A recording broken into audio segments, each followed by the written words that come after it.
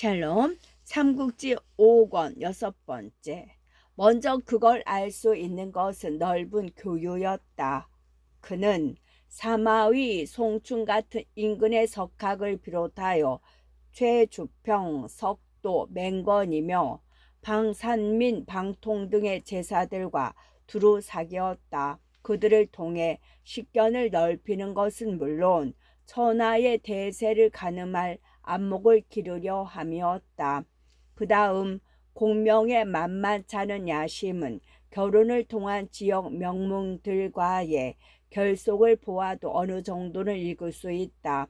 당시 그곳 사람들의 우스갯소리에 이런 게 있었다. 공명의 지엄이 고르는 것은 배우지 말라.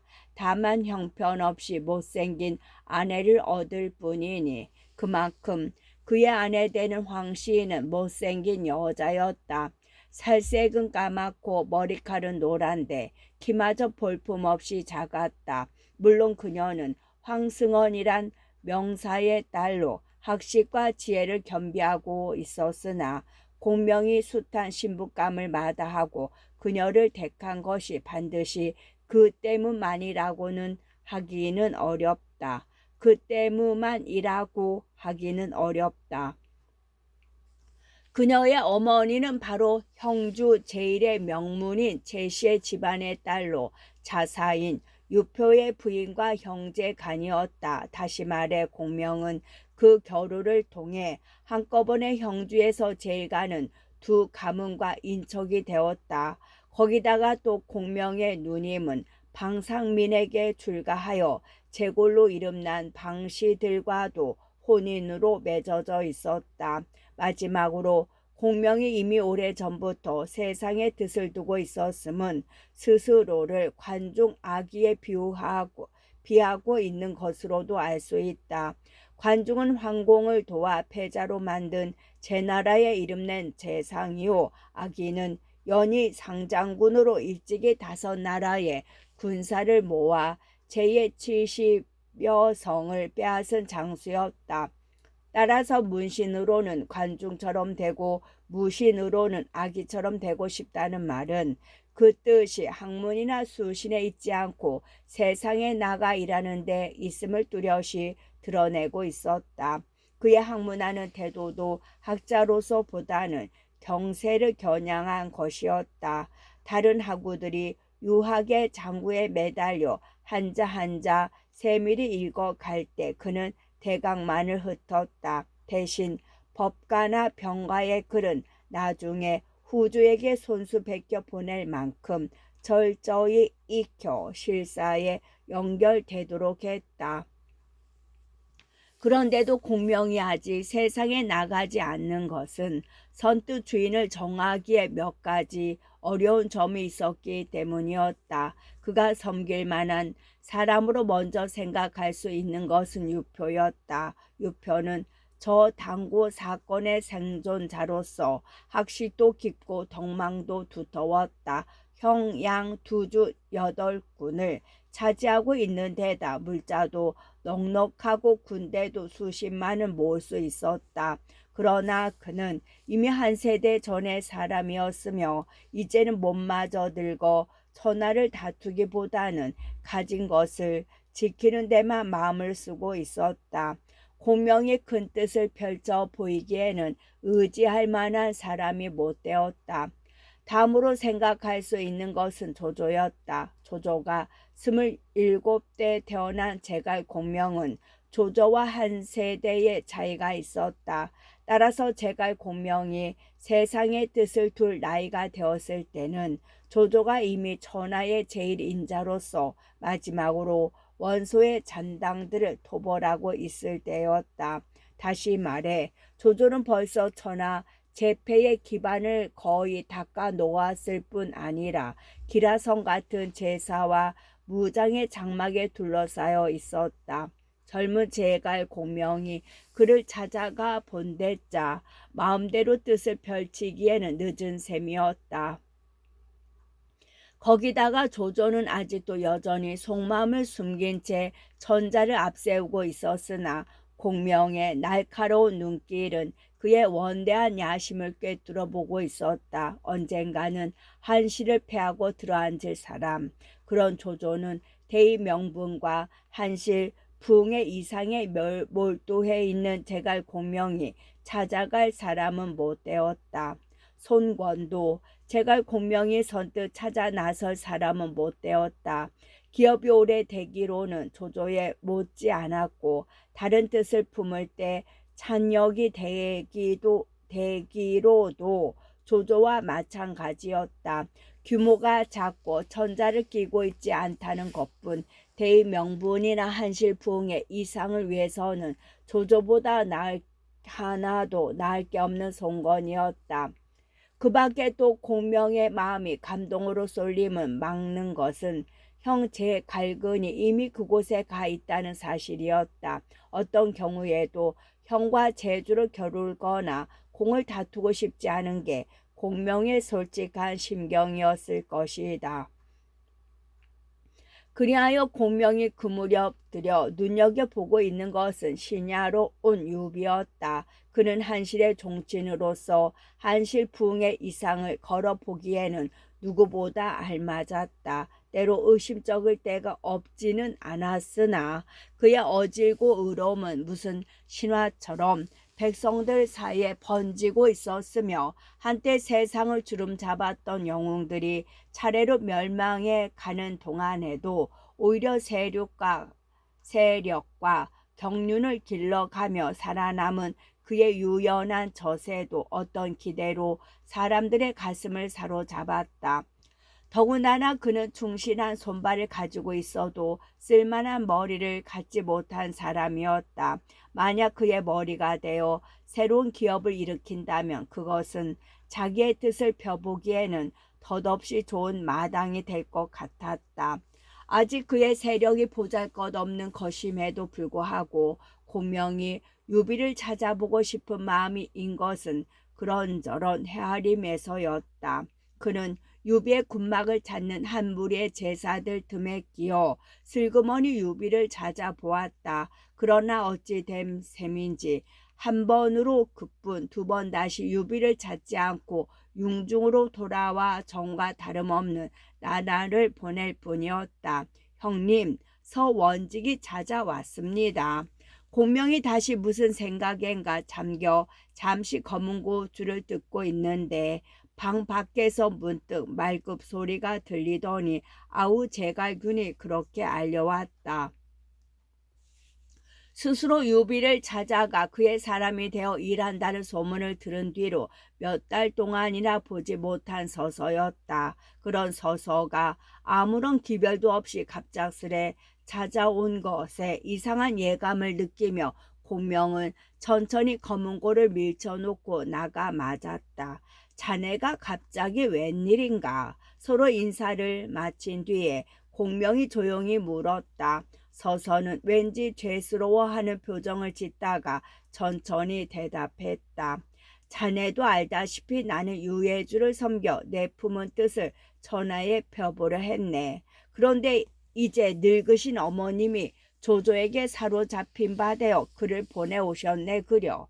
내가 가지 않는다면 목숨이 위태롭다 하시니 자식이 되어 어찌 마다할 수 있겠나. 하는 수 없이 유해주를 떠나 조조에게로 가는 길일세. 그런데 유해주가 나를 보내주면서도 어찌나 서운해 하시는지 보다 못해 자네를 정거에 올렸네. 유해주가 기뻐하는 모습을 보니 내일이라도 당장 자네를 찾아보러 올 것 같네. 바라건대 부디 그의 정을 뿌리치지 말고 평생에 닦은 큰 재주를 펼쳐 도와주게나. 나는 이렇게 떠나지만 자네가 그렇게만 해준다면 덧없이 큰 다행으로 여기겠네. 그러자 공명은 문득 낯빛을 바꾸며 꾸짖듯 말했다. 그대는 나를 향제의 희생으로 삼으려는가? 향제의 희생이란 흔히 벼슬길의 험난함을 일컫는 말이다. 향제를 지내기 전에 잡털이 섞이지 않고 뿌리 곧은 소를 골라 콩을 먹여 기르는데 이는 그 소를 위해서가 아니라 그 소를 잡아 제례를 치르기 위함이었다. 사람의 벼슬살이가 또한 그와 같아서 높은 녹을 콩으로 얻어먹지만 결국은 그 목숨을 내놓아야 한다는 데서 그 같은 비유가 생겼다. 서서가 약간 뜻밖이란 얼굴로 대물었다. 자네가 벼슬길에 별로 다급해하지 않으면 나도 알고 있네. 하지만 언제까지고 초야에 묻혀 지내기에는 자네의 재주가 너무 아깝지 않은가. 어쨌든 유현덕을 한번 만나나 보게. 아마도 생각이 달라질 걸세. 이미 만나보았네. 공명이 냉담하게 잘라 말했다. 서서가 놀라 물었다. 자네가 벌써 유현덕을 만나보았다고? 그러네. 벌써 한 1년 되나? 그렇다면 유현덕이 자네가 섬기기에는 부족한 인물이라는 뜻인가? 꼭 그렇다고는 할 수 없겠지. 하지만 나는 별 생각이 없네. 공명의 그 같은 말에 서서가 안타까운 듯 말했다. 유현덕의 세력이 보잘것없고 생각이 고루한 의리나 인정에 얽매여 있는 것은 나도 잘 알고 있네. 그러나 지금 전하를 돌아보면 그만한 인물도 없을 듯 싶으이. 말해보게. 특히 유현덕에게 실망스러운 게 무엇이기에 일껏 만나고도 마음을 주려고 하지 않는가. 첫째로 그는 성취가 너무 더디네. 지금이 동탁의 시절만 돼도 그의 세력이 미약한 것이 이토록 한심스럽지는 않을 것이네. 그러나 20년이 지난 뒤도 아직 남의 식객 노릇이나 하고 있다는 것을 생각해 볼 일일세. 공명의 그 말에 서서가 맞받았다.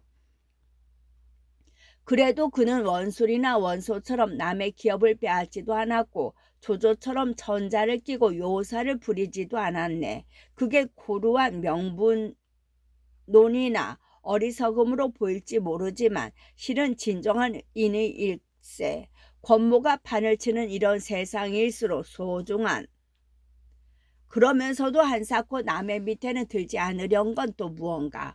아무래도 앞뒤가 맞지 않네. 그리고 다음은 한 무리의 우두머리가 되어서도 일에 무겁고 가벼움과 급하고 급하지 않음을 구별하지 못하는 것일세. 세상은 그가 사람을 만나지 못했다고 보고 있으나 실은 그가 사람을 받아들이지 않는 것일세.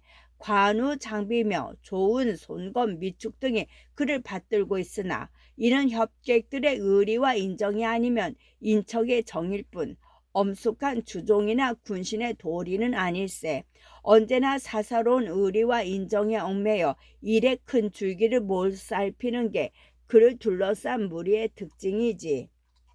그리하여 딴 사람의 유능함도 거기에 밀려나니 어떻게 인재를 얻을 수 있겠는가. 또 요행 인재를 얻는다 해도 어찌 그가 그 와중에서 자신의 슬기와 재주를 마음껏 펼쳐볼 수 있겠는가.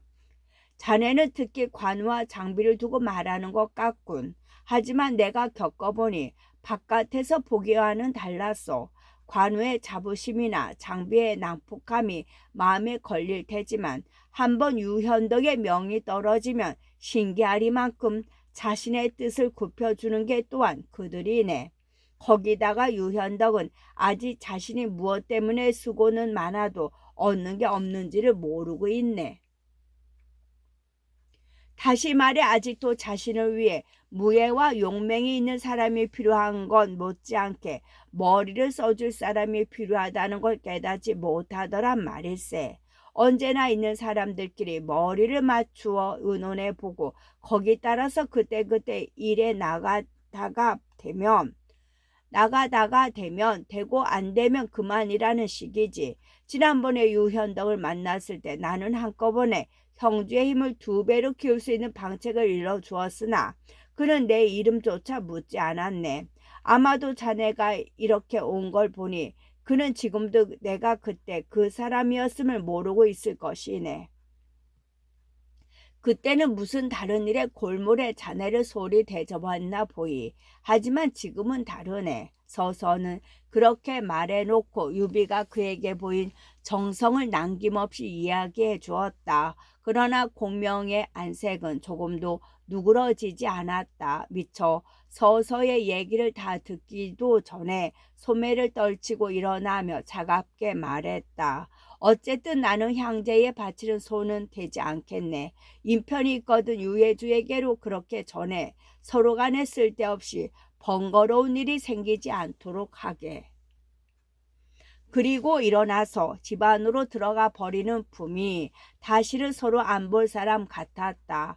서서는 부끄럽기도 하고 안타깝기도 해서 한숨과 함께 말에 올랐다.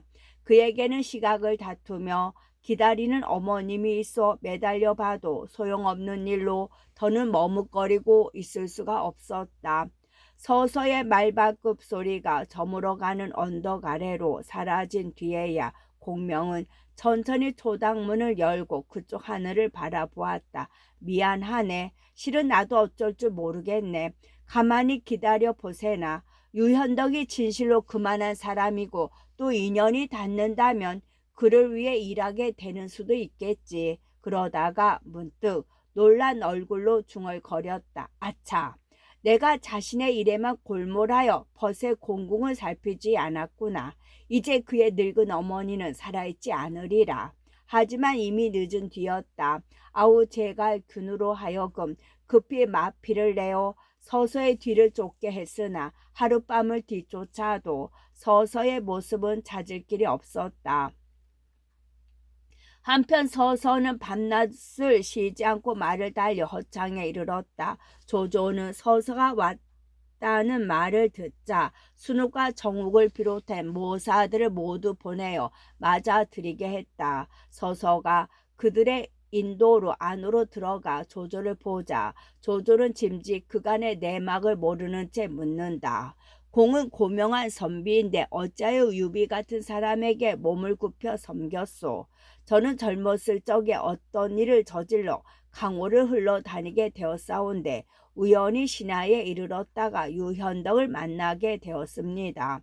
저를 대하는 유현덕의 정이 얇지 않아 깊이 사귀게 되었으나 이제 노무가 이곳에서 승상의 돌보심을 받고 있다는 말을 듣고 이렇게 돌아오게 되었습니다. 실로 부끄러움을 이길 수가 없습니다. 서서가 격한 감정을 숨기며 그렇게 대답했다. 그래도 조조는 아무것도 모르는 채 좋은 말만 했다. 이왕 여기 오셨으니 아침 저녁으로 어머님을 잘 받들어 모시도록 하시오. 아울러 나도 공에게 가르침을 받겠소. 이에 서서는 절하여 고마움을 나타내고 조조 앞을 물러나왔다. 그런데 서서가 급히 그 어머니를 뵈러 갔을 때였다. 당 아래 엎드려 울며 절하는 서서를 보고 그 어머니가 놀란 얼굴로 물었다. 네가 어찌하여 여길 왔느냐?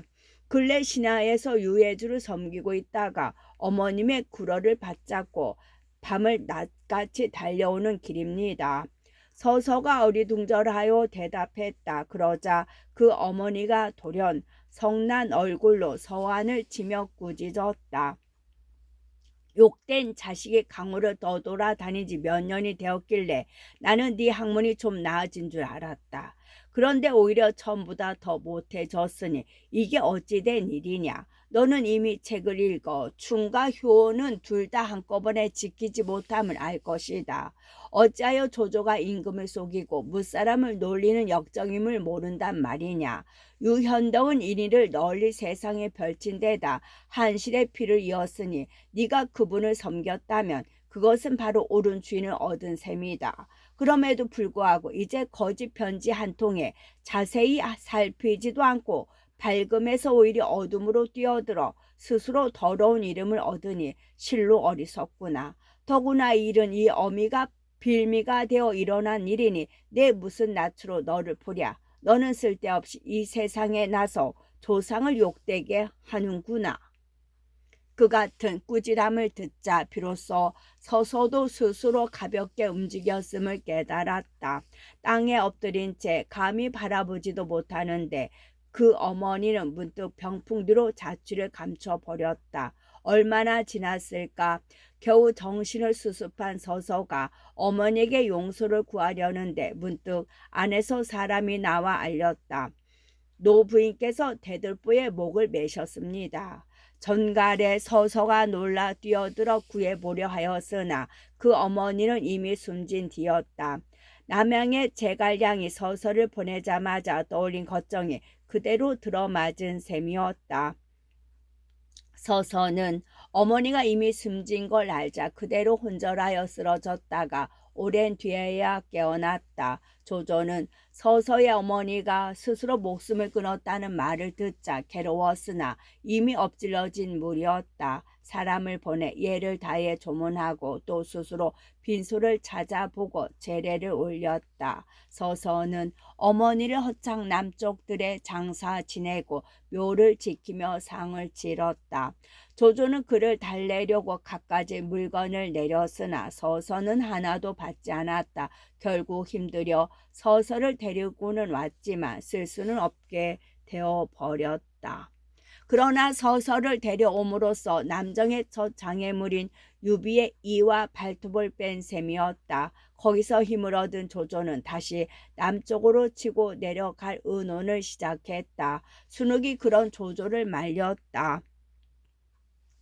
날씨가 차 군사를 움직이기에 좋지 못합니다. 봄이 되어 날이 따뜻해질 때까지 기다리도록 하십시오.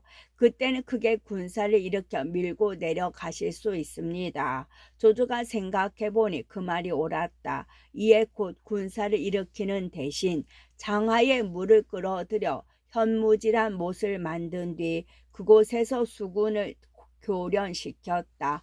뒷날 장강을 넘었을 때까지를 내다보고 하는 준비였다. 한편 유비는 그 무렵 예물을 갖추는 등 한창 융중의 제갈량을 찾아볼 채비를 하는 중이었다. 제법 채비가 되었다 싶어 막 떠나려는데 사람이 와서 알렸다. 문 밖에 한부 선생님이 와 계시는데 아관 박대 사대부 또는 사대부의 차림으로 용모가 범상치 아니합니다. 특히 배웁기를 정하고 있습니다. 그 말에 유비가 문득 생각했다.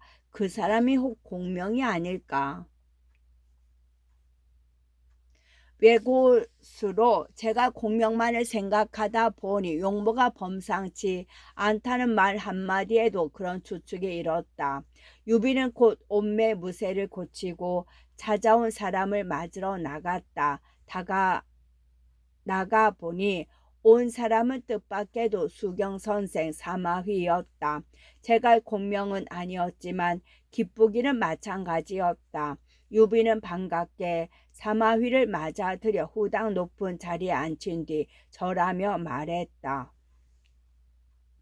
이 비는 신성 같은 조난을 뵙고 떠난 이래 곧다시 찾아뵙고자 하였으나 국무에 얽매여 늦어졌습니다. 그런데 이제 영광되게도 이렇게 찾아주시니 우러러 사모하는 마음을 크게 달랠 수 있게 되었습니다. 그렇게 말씀하시니 거북스럽소이다. 나는 서원직이 이곳에 있단 말을 듣고 한번 만나러 왔을 뿐이요. 사마위가 그렇게 대답했다. 아직 서서가 조조에게로 간 줄 모르는 것 같았다. 유비가 쓸쓸한 얼굴로 서서가 떠난 경위를 말했다. 근간에 조조가 서원직의 자당을 사로잡고 편지를 내어 아들을 부르게 했습니다. 이에 서원직은 하는 수 없이 허창으로 갔습니다. 그러자 사마위가 놀란 얼굴로 단식했다. 아뿔싸 이를 그르쳐도 크게 그르쳤구나. 그게 무슨 말씀입니까? 유비가 어리둥절해 물었다. 사마위가 취물하게 까닭을 일러주었다. 이 일에는 조조의 깨가 숨어 있어. 제가 듣기로 서서의 모친은 매우 어지신이라 서로 조조에게 사로잡혔다 해도 조조가 시키는 대로 글을 써서 그 아들을 부를 뿐이 아니외다. 그 편지는 틀림없이 누군가가 그분의 필적을 흉내내어 만든 가짜일 것이요. 원직이 가지 않았다면 그 모친은 아직 살아있을 것이지만 이제 갔으니 그 모친은 반드시 죽었을 것이외다. 그건 또 왜 그렇습니까? 유비가 아직도 사마휘의 말뜻을 잘 알아듣지 못하고 다시 물었다. 서원직의 모친은 의를 높이 여기는 분이니 그 아들을 보기가 부끄러우실 것이요. 그 때문에 열의 아홉은 스스로 목숨을 끊었을 것이외다. 대저 어질고 밝은 이의 헤아림이 그와 같았다. 제갈 공명이 예측했던 일을 사마휘 또한 예측하고 있는 것이었다.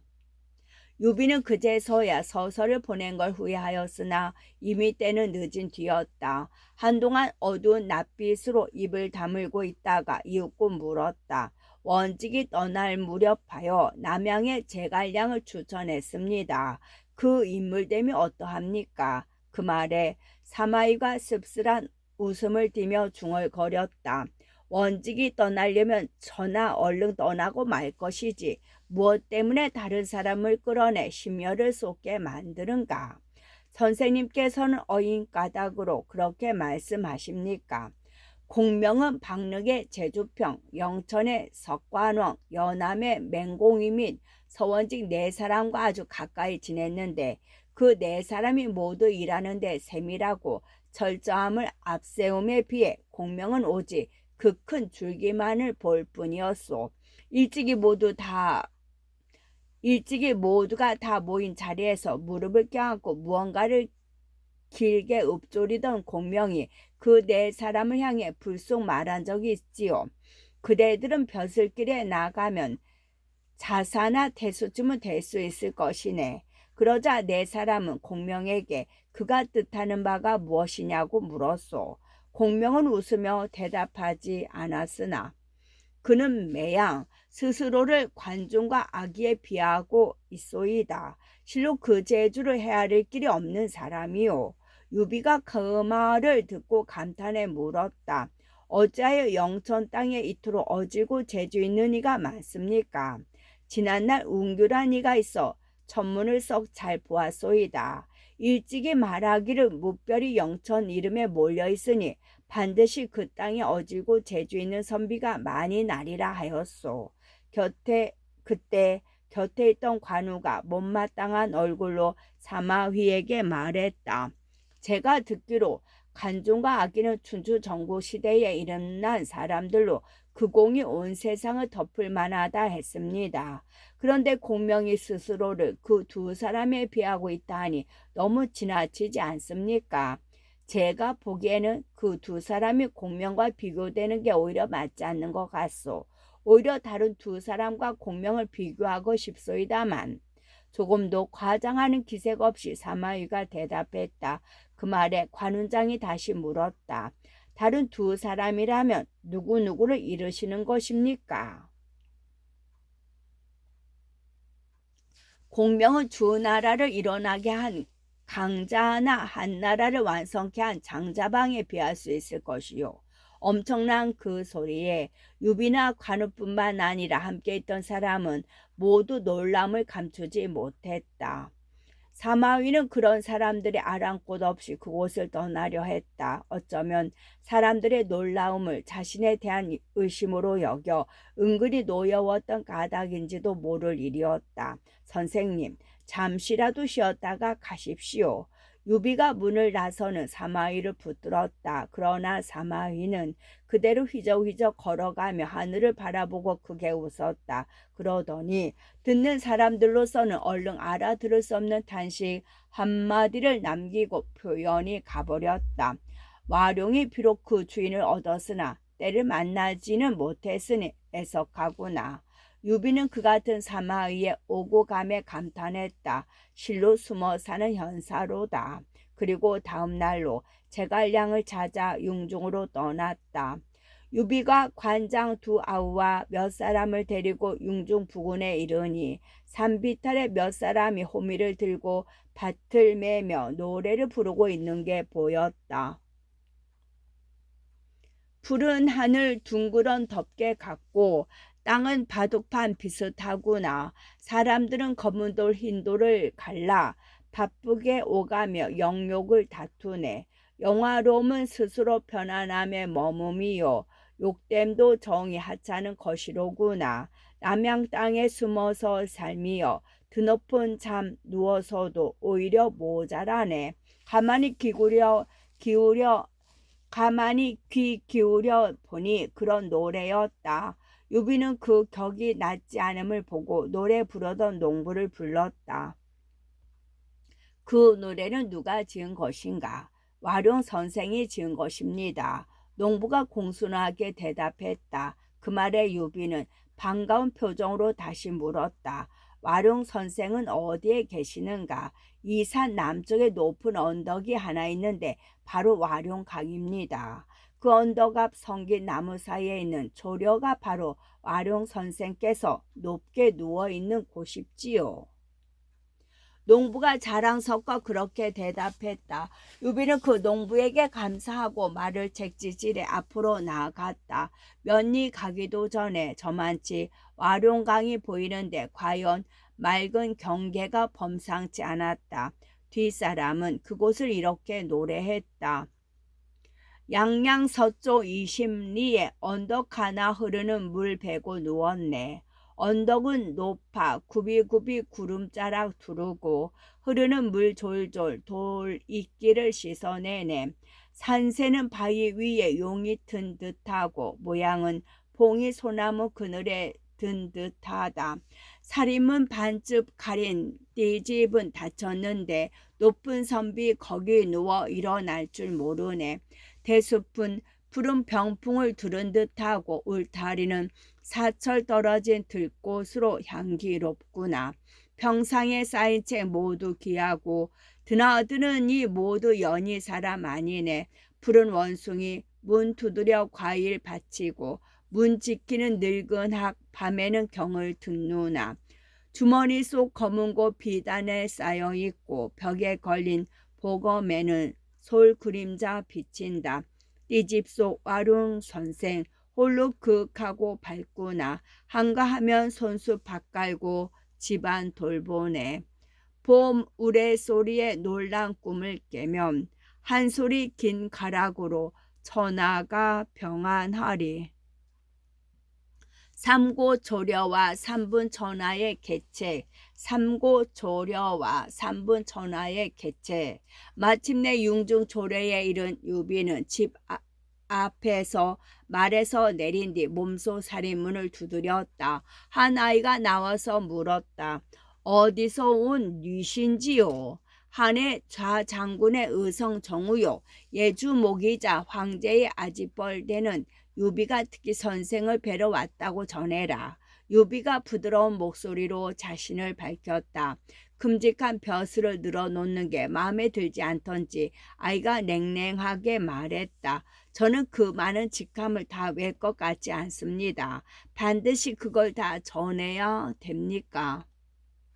그럼 유비란 사람이 찾아왔다고만 말씀드려라. 아이의 당돌한 말을 듣고서야 실수를 알아차린 유비는 얼른 그렇게 말을 바꾸었다. 하지만 아이의 다음 말은 더욱 뜻밖이었다. 선생님께서는 이미 아침 일찍 나가셨습니다. 어디로 가셨느냐? 자취가 일정하지 않으시니 어디로 가셨는지 모르겠습니다. 유비는 저기 실망스러웠으나 다시 물었다. 언제쯤 돌아오시겠느냐? 돌아오시는 때도 역시 일정치 않습니다. 어떤 때는 사나흘 만에 돌아오시기도 하고 어떤 때는 15시 걸리기도 합니다. 기다리려고 해도 안 되겠다는 것이나 다름없었다. 유비가 씁쓸해한 얼굴로 말이 없자 곁에 있던 장비가 나섰다. 까짓거 이미 만날 수 없다면 집어치우고 그만 돌아가십시다. 원래가 마음에 없는 길을 따라 나선 잠이라 일이 꼬이니 버럭 심통이 나는 모양이었다. 타고난 무장으로 모산이 뭐니 하는 문사들을 얕보는 버릇이 있는 그로서는 그 방문이 도무지 헛수고로만 보였던 것이다. 하지만 유비는 얼른 단념하지 않았다. 조금만 더 기다려보자. 그러자 곁에 있던 관우가 거들었다. 아무래도 돌아가는 게 낫겠습니다. 다시 사람을 보내 알아본 뒤로 찾아오도록 하시지요. 관우까지 그렇게 나오니 유비도 아우들을 따르지 않을 수 없었다. 하지만 초려를 떠나면서도 아이에게 당부하기를 잊지 않았다. 선생님께서 돌아오시거든 유비가 찾아뵈러 왔다라고 꼭 전해다오. 이윽고 유비는 움직이기 싫은 몸을 날려 말 위에 올랐다. 그래도 아쉬운 데가 있어 면리를 가기도 전에 다시 한번 융중을 돌아보는데 정말로 볼수록 끌리는 경치였다. 산은 높지 않으나 빼어나게 아름답고 물은 깊지 않으나 맑고 푸르렀다. 땅은 넓지 않아도 평탄하고 숲은 크지 않아도 무성했다.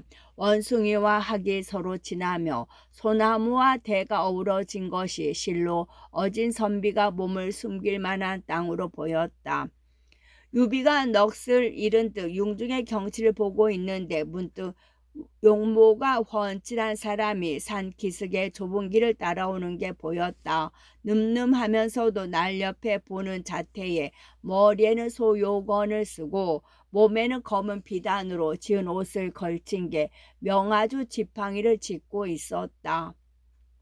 저 사람이 틀림없이 와룡 선생일 것이다. 유비는 문득 그렇게 생각하며 급히 말에서 내려 예를 하고 물었다. 선생님이 바로 와룡 선생이 아니십니까? 그러자 그 사람이 어리둥절한 눈길로 되물었다. 장군은 뉘시오. 저는 유비라고 합니다. 유비가 겸손하게 이름만 댔다. 그제서야 그 사람도 자신을 밝혔다. 저는 공명이 아닙니다. 방릉에 사는 최주평이라 합니다. 이미 서서나 사마위를 통해 들은 적이 있는 이름이었다. 공명의 벗이라며 그 또한 범상치 않으리라 여겨 유비가 정했다. 그신 이름은 오래전부터 들어 알고 있었습니다. 오늘 다행히 만나 뵙게 되었으니 잠시 땅바닥에라도 자리하여 가르침을 받고 싶습니다. 유비가 그렇게 정하자 최주평도 굳이 마다하지 않았다. 두 사람이 습속의 돌 위에 자리 잡고 앉자 관우와 장피가 말없이 유비 뒤에 와 시립했다. 최주평이 먼저 입을 열었다. 장군께서는 무슨 까닭으로 공명을 만나보려 하십니까? 방금 전화는 크게 어지럽고 사방은 풍운에 휩쓸린 채입니다. 내가 공명을 만나려 하는 것은 사방을 평안케 하고 나라를 바로잡을 계책을 듣고자 함입니다. 유비가 그렇게 대답했다. 최주평이 영문 모를 웃음과 함께 말했다. 장군께서는 어지럼을 평정하려 하심을 위주로 삼고 계십니다. 그러나 그 뜻이 비록 어지신 마음에서 비롯됐다 해도 자고로 다스림과 어지러움은 엇바뀜이 무상한 것입니다.